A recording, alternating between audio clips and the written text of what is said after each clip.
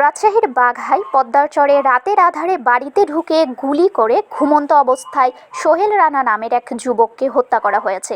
আহত হয়েছেন সোহেল রানার স্ত্রী স্বাধীনা খাতুন। শনিবার দিবাগত রাতে 12:30টার দিকে নাটোর জেলার লালপুর উপজেলার বিলমারিয়া ইউনিয়নের করারি নওশারা চরে এই ঘটনা ঘটেছে।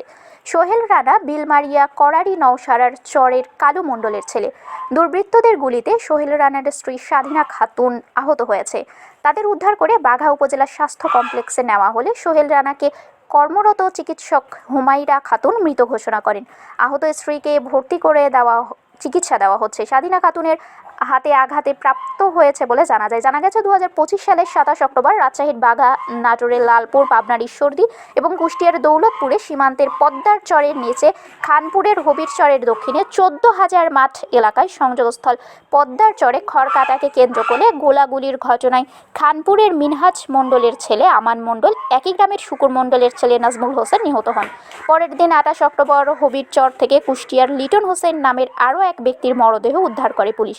স্থানীয় পুলিশের ধারণা, আগের হত্যাকাণ্ডের ঘটনাকে কেন্দ্র করে কাকন বাহিনীর লোকজন এসে অতর্কিতভাবে গুলি ছড়ে এই হত্যাকাণ্ডটি ঘটানো হয়েছে।